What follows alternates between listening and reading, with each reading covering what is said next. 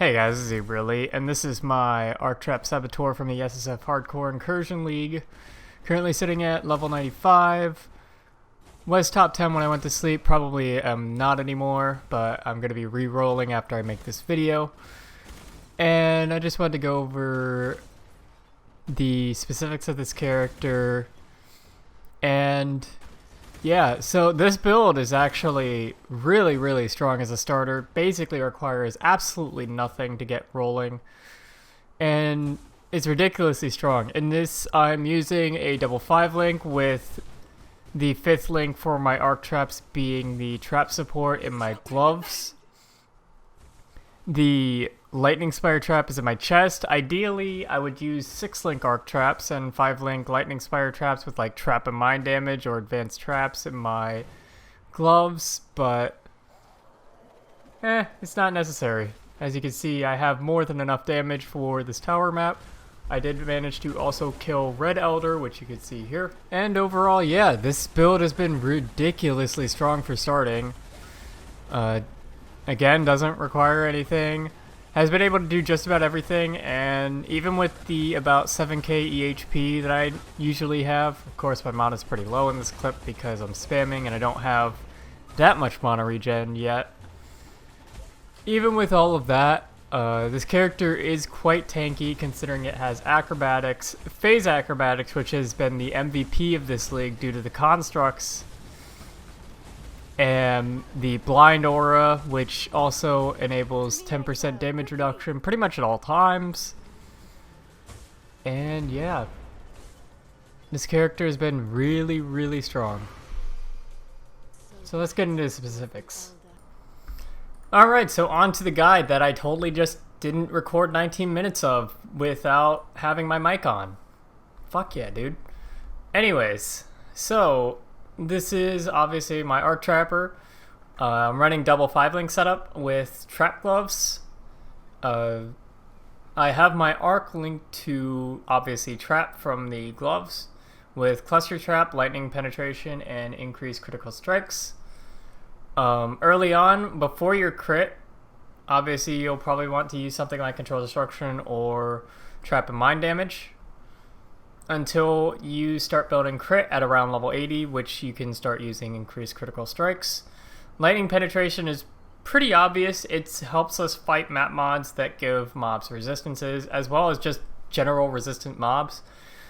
This is probably going to be something you put into PoE and then you're going to be like, hey, there's something else that's looks like it's better than lightning pen. No, it's not better, because that doesn't take into account map mods. If you set the mob's resistance to 75, guess what it's going to say is better? Probably lightning pen. So lightning pen, pretty good gem to use. Yeah. And I use trap gloves, as I said before. Ideally, if you don't have trap gloves, you'll be using the 5-link for that, and then you'll be using a 4-link for the lightning spire trap. And obviously, if you have a 6-link, you'll be using the arc trap in the 6-link, and then the lightning spire trap at a 4-link or 5-link. As for the lightning spire trap, I actually did get a 21 on this as well, which I double corrupted for this, so pretty likely to happen with a double corrupt. At least I feel like. Control destruction, trap and mind damage, and lightning pen was my 4-link. And I really quickly set up the 5-link. I didn't play for that much longer after I set it up in the 5-link. But I just threw in advanced traps. Ideally, what you want in here is increased duration, faster casting, or increased AoE. Any of those probably going to be better than advanced traps. Advanced traps is still good though. It's still fine. It still adds duration. It adds cooldown recovery speed, which speeds up the cooldown. And yeah, ideally you have this in some either like some gloves with advanced traps, even though advanced traps isn't ideal as a link, and also means that you probably won't have the trap support with the throw 1 additional trap mod on your gloves. So the ideal is more than likely a helmet with trap and mind damage or increased AoE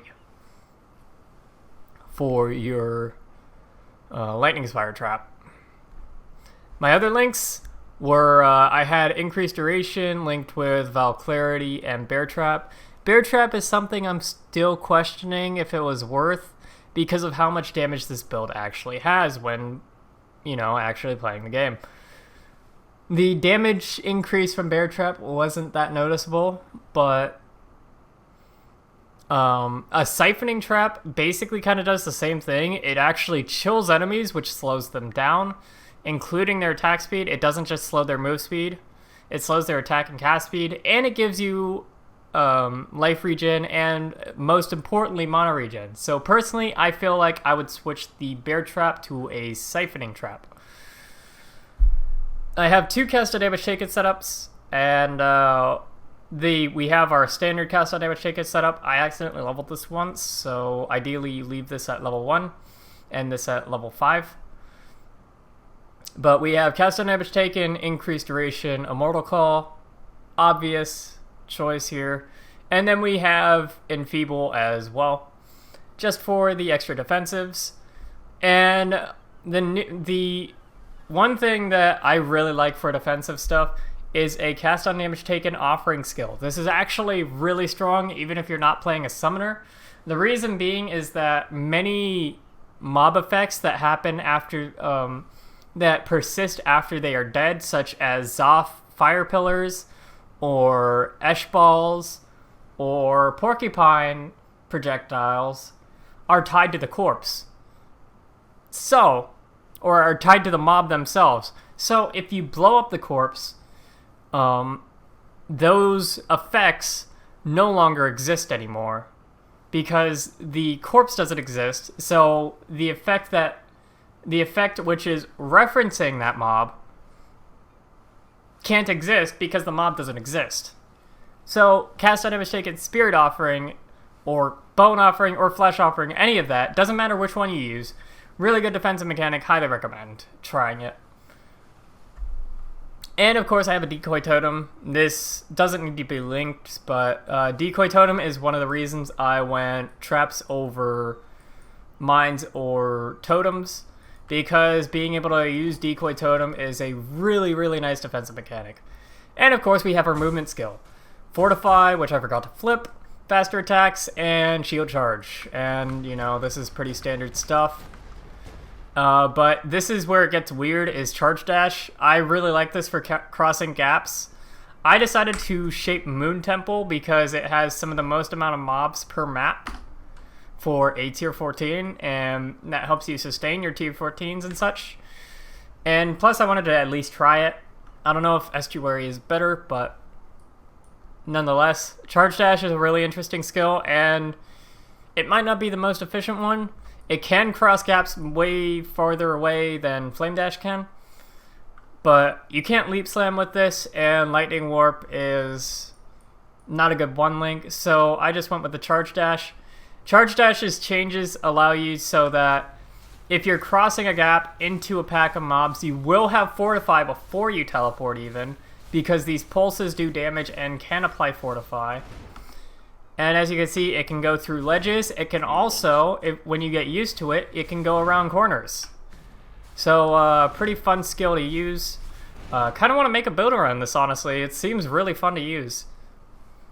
And it is quite an addicting skill to use. It might not be the most efficient movement skill, but it's a lot of fun. As for the gear, again, we've got our Trap Support gloves, which with skills which throw traps, throw up to 1 additional trap. These are Shaper gloves. Definitely recommend crafting a pair of these because it means you throw 5 arc traps instead of 4, which is a 25% more damage modifier basically, and it also helps you clear. The Lightning Spire trap will throw 2 traps, same with the Bear trap, but that's okay. Honestly, that is perfectly fine. The Lightning Spire trap, if you want to get your ideal DPS, you just need to get closer to the boss. And only being able to throw 2 Lightning Spire traps instead of 3 is also fine. Chests, I managed to drop a 5-link Carnal Armor, and that is the ideal chest in my opinion, is a Carnal Armor. Ideally something with Spell Crit would be best, but can't have everything. So I just alt-regaled this. Managed to Regal Hybrid Life. Got lucky with this. Also want to note that I did self-craft these, and you can probably guess what I exalted, the 2 worst stats for this build, which are life regen and accuracy. Yeah, exalteds being exalteds. Helmet is something that I found from the temple. This literally dropped like that, well, other than the fire res, which I crafted myself. This is extra defense against physical damage. Really can't go wrong with it, especially because of the fact that we're shock immune because of Pyromaniac. Got life, mana, resistances. Life, mana, resistances, pretty much the standard for every single piece of gear that you can get for defense. Rings, again, life, mana, resistances. And any rarity you can also get is also fantastic. Rarity is a completely underrated stat, in my opinion. It obviously isn't as good as quantity, but rarity is fantastic. And especially when you're in SSF, rarity is something that is much easier to get in comparison to quantity without sacrificing defenses. Mana regen, also a very important stat. Obviously, I would have liked to have crit multi on my amulet, but you can't have everything, especially because it's SSF. But mana regen, quite important so that you can sustain throwing traps. My weapon, I would have preferred to have a Bright Beak, but I never got one. But you really want the attack speed so you can go faster. Crit chance for spells is good. Added cold to spells is great. Probably the most ideal added damage to get, because then you'll be able to shatter, which is also a great defensive mechanic. Crit multi would have been nice, but can't have everything. Hard to get something like that. But yeah. Shield, I really would have liked to have a crit shield, but it's really hard to drop Chaos Res with the constructs being so powerful in this league.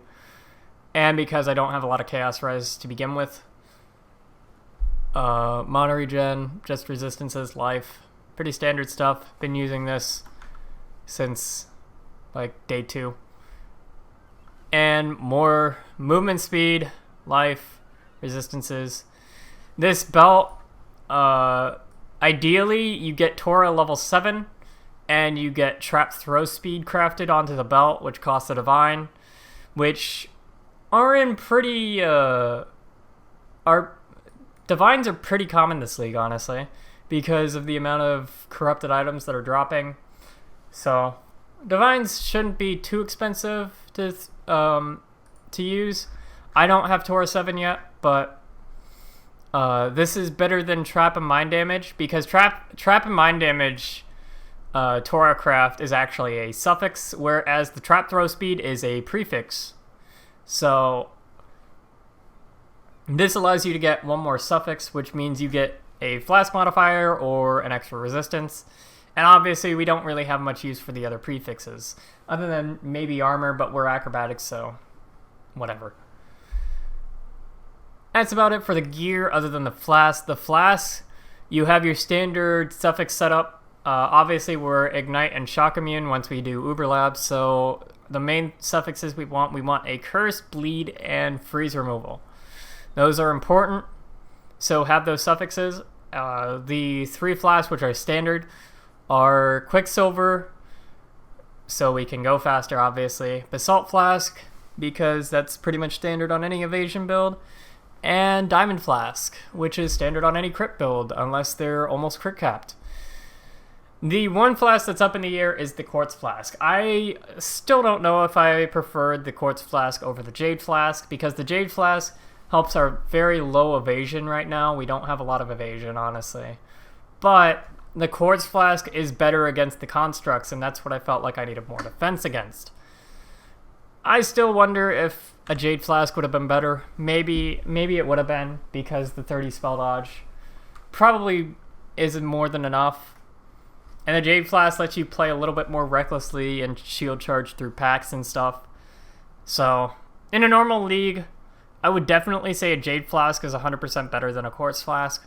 Otherwise, currently with this league, with the constructs, Quartz Flask is definitely something I would consider, just because it adds 10% chance to dodge attacks and spells.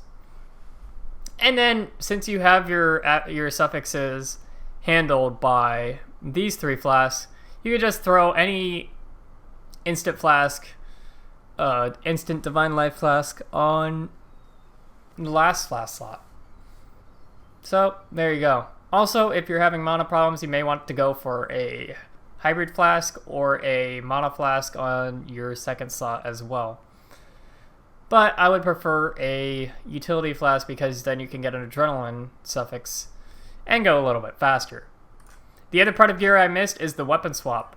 Obviously, you want to be leveling gems in your swap. Once you get like a 21 arc, you can start using Sinvicta's metal. And what you'll do is you'll throw some traps and then you'll switch to the axe, wait for your traps to kill stuff, and then you can switch back to your main weapon and you'll have Rampage. So that's pretty nice to have to go faster. Definitely not required for the build, but that's something you can do. As for the other gear, I guess we should go into jewels. I used the elemental damage plus flat mana regen jewel from Crypt Normal early on, but jewels aren't something that I started getting until level 91. I just got like 1 jewel socket, and then I didn't get any more until starting from like level 91. Any haven't killed recently affixes are great for the build because you won't be killing yourself. You'll be killing with traps, so you won't be getting credit for the kills. So this Ellie pen is pretty much always working unless you kill with an ignite or shield charge. So pretty good to get. Ideally, you do want some added cold dispels on this, especially because it'll enable you to use something like Brightbeak. And I'm using Clear Mind because I don't have any mana reserved. I'm not too sure about using this before you have Essence Worm, but I decided to use it. It's a nice damage boost. As for the tree itself, I leveled as obviously non-crit because leveling as crit is not efficient. Going through Elemental Focus, started speccing into crit around level 75 to 80. Switching some things around for crit. Getting the Power Charge node. I got the Frenzy Charge node fairly early on. This was probably around 40 to 50. When you're leveling and you don't have Chain Reaction, get the Trap Trigger Radius. It will help you out a little bit. And respec that later to the Trap Throw Speed because that's more DPS. This node is something that I spec simply because while leveling, it's movement speed and it's dex. Later on, when you don't need the dex, you spec out of that. And right now I have it because I didn't have enough points for a 2-point jewel socket. So if I just got like a random 1 point and I just wanted to throw it somewhere, since I had nowhere else to really throw it that was efficient, I would just throw it here and then unspec it later once I got another point to get a 2-point jewel socket. So that's why I have that. This is obviously great because attack speed is great, and it's 12 attack speed for 1 node, so pretty efficient. Deep Thoughts, very good node. Definitely recommend taking this. It's a lot of mana regen and a lot of mana in a single node. Other than that, yeah, Phase Acro I would recommend taking around 70 to 75 because that's when you're going to be mapping and you're going to start running into those constructs, and those constructs will fuck you up real hard. They are extremely brutal. So definitely recommend Phase Acrobatics. This has been the MVP for me. This made life so much easier because before I had Phase Acrobatics, those incursions with the constructs were super sketch. Super sketch. Other than that, yeah, that's about it for the tree. And yeah, hopefully this helps you guys out. This build is honestly fantastic. I will say that, again, The 6th link that you'll want for Arc is Trap and Mind Damage. You'll definitely want to use a 6-link Arc, ideally. And at that point, you're probably going to have more than enough damage to do just about anything in the game. So, yeah. Anyways, this is Release on and off. Thanks for watching. And hopefully I'll be making more videos throughout this league. I'll see you guys next time.